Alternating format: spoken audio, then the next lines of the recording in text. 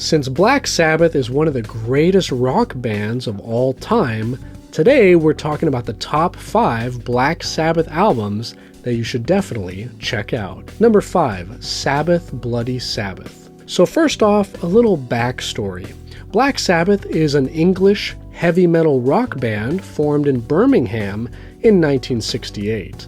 So they've been around for 5 decades, and they've often been called the pioneers of the heavy metal rock or doom rock or stoner rock music genres, respectively, because of their signature darker sound and occult imagery, which they really leaned into over the years. For example, the album cover of this album, which we'll get back to in a second. Now, the original members of the band are Tony Iommi on guitar, Bill Ward on drums, Geezer Butler on bass, and of course, Ozzy Osbourne on vocals.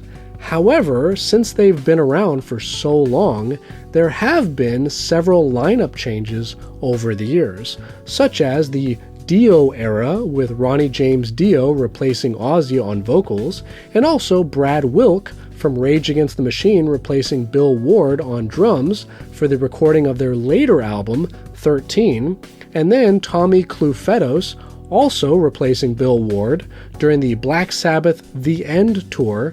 I feel like I'm doing a lot of air quotes. And then there's even more people that have come and gone throughout the years that we won't get into today, but all that being said, for the most part, these 4 are the original lineup. Now, another important thing to know is that in 2017, the band stated that they had officially retired when they posted this photo on their Facebook page with the caption, #TheEnd. So as of right now, they're retired and not touring, but since some of the band members have expressed an interest in reuniting or doing another one-off album in the future, who really knows for sure? So only time will tell. Until then, we the fans will just keep listening to their back catalog of incredible albums. Which finally brings us to Sabbath Bloody Sabbath. So this is their 5th album. It was released in 1973, and it sold 4 million copies. It also has 8 tracks, a 42-minute runtime, and my favorite song on it is, of course, the title track, Sabbath Bloody Sabbath. My overall thoughts on this album is that it has good 70s rock vibes. It has a nice mix as far as the overall sound. For example, you've got some energetic tracks like the title track, a National Acrobat, and Sabra Cadabra, but also a relaxing and peaceful chill-out track called Fluff, which apparently is a reference to Alan Fluff Freeman, who was one of the earliest radio DJs to play their music. So that's pretty cool. Overall, this is an excellent rock album for its time, which can also serve as your gateway to this amazing band. Number 4, Black Sabbath Volume 4. So Volume 4 is Black Sabbath's 4th album, obviously. It was released in 1972, and it sold 4.1 million copies. It also has 10 tracks, a 42-minute runtime, and my favorite song on it is Supernaut. Now, this album has heavy guitar riffs thanks to Tony Iommi. It's got heavy rock vibes, great rhythms, good energy, and catchy melodies, especially on Tomorrow's Dream. So essentially, this rock album has a lot going for it. Now, apparently, the band was heavily inspired by, shall we say, nose candy when they were recording this album. I mean, with a song called Snowblind, it's pretty obvious what they were referring to. But regardless of their powdered sugar intake, this is still a great album, and fortunately enough, it didn't affect their musical ability, which is good. Now, the most energetic song on the album is called Supernaut, and then on the opposite end of the spectrum, the most laid-back, chill-out track is called Laguna Sunrise. Now, that's something that I've noticed about Black Sabbath. They always seem to have at least one song on every album that's very relaxing, which is meant to be like a little breather in between all of the heavier rock songs. So I like that because it's nice to have a little variety on a rock album. So overall, Volume 4 is a kick-ass album that you should definitely listen to. Number 3, Master of Reality. Now, Master of Reality is Black Sabbath's third album. It was released in 1971 and it sold 4.8 million copies. It also has 8 tracks, a 34-minute runtime, and my favorite songs on it are Sweet Leaf and Into the Void. I couldn't pick just one because these are both great songs. So overall, this album has great production value, clear and crisp vocals, good mastering, basically great sound quality in general, as well as a nice variety in their instrumentation and playing styles. Essentially, this album has that classic, fat, heavy, dark, signature Black Sabbath sound. Similar to many other songs on their various albums, this one likewise features creative guitar riffs that suddenly do that switchover thing halfway through the song. So that's also become a playing technique that this band is famous for. Now, the chill out track on this album is the song Solitude. Very peaceful little mellow song that's kind of like the calm before the storm, being that the very next track is Into the Void, which brings the energy back up to 10. So overall, Master of Reality is a classic Sabbath album that A, you just can't play loud enough, and B, you must listen to, you must own, and you must play on repeat. Number 2, Black Sabbath, the debut album.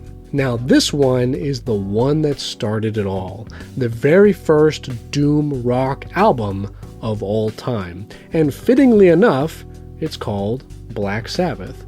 So it was released on a Friday the 13th, which is awesome, in February of 1970, and it went on to sell 4.9 million copies. Now it also has 10 tracks, many of which kind of blend into one another. It has a 39-minute runtime, and my favorite song on the album is, of course, the title track, Black Sabbath. It's a classic. Now, an interesting thing to note here is that Tony Iommi lost the tips of both his middle finger and his ring finger on his right hand after an accident at his job working at a sheet metal factory. And because of this injury, he had to get creative and change up the way that he played guitar. And essentially all these changes, such as using lighter guitar strings, pressing down harder on those strings, and focusing on chords instead of individual notes, all that stuff created their signature heavy metal sound. Now, another important thing you should know about this album is that the band recorded all of it start to finish in only 12 hours in the studio. And to this day, all the band members unanimously agree that it was their most fun album to record because of how quickly they got it done. Now, apparently when the album came out, the music critics hated it, but the fans loved it. And honestly, their opinion is the only one that matters. So the album ended up being a huge commercial success and a breakthrough in rock music history. And finally, number 1, Paranoid. This one, by far, is Black Sabbath's biggest album, their magnum opus, if you will. Every rock fan knows about it, and across the board, everyone loves it. So it was recorded only 4 months after the release of their debut album, and it was released the same year in September of 1970. So to state the obvious, this is their second album, and it went on to sell 9.9 million copies, making it the highest selling Sabbath album to date, which is awesome. So the album also has 10 tracks, a 42-minute runtime, and my favorite songs on it are Paranoid, of course, and Electric Funeral. Now, another noteworthy track on the album is the song Iron Man, which has essentially become the de facto theme song of the Iron Man movies. So that kind of got me thinking, Which came first, the song or the Marvel comic book character, and are they related in any way? Well, the short answer is that the comic book character actually came out first in 1963. However, according to Geezer Butler, who actually wrote the song, he didn't even know about that character because, keep in mind, these guys are over in England, and Iron Man at the time was more of an American pop culture thing. So Geezer actually wrote the song based on a comment that Ozzy made one day in the studio about how one of Tony's guitar riffs sounded like a, quote, big iron bloke walking around, unquote. So although the two were not related initially, over the years they kind of became synonymous. So that's the full story on Iron Man if anyone cares, and I hope that clears a few things up. Now, the chill out track on this album is Planet Caravan, which is yet another very peaceful, meditative song that feels like you're kind of drifting through outer space. So I highly recommend that one as well. And finally, speaking a little bit about the title track, Paranoid, I think the first time I ever heard it was when I was watching the movie Dazed and Confused, and that song really stuck with me. That movie has an amazing soundtrack.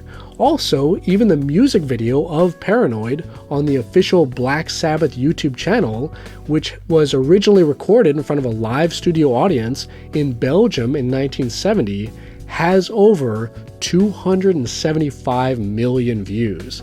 I can only imagine how blown away that audience must have felt while witnessing rock music history in front of their very eyes. So cool. So overall, this is a perfect rock album that you must check out. Now, since all of these albums are on physical media in some form or another, including our favorite, vinyl records, I'll put the links to all of them in the video description down below if you want to check them out for yourself. Also, if you do pick up these records, then you're also going to need some vinyl record cleaning products as well to keep everything nice and shiny and sounding great. So I'll drop those links down below as well. Now, before we go, today's song of the day is Bullet with Butterfly Wings by Smashing Pumpkins. Great song. And if you have a suggestion for a song of the day as well, post in the comments down below and you might see it in a future video. Alright, now which Black Sabbath album is your favorite? Let me know down in the comments below, and if you love music and vinyl records and all that good stuff, feel free to smash that subscribe button and hit the bell notification right down there so you won't miss out on the new videos. And most importantly of all, have a fantastic day, stay safe, and keep spinning that vinyl.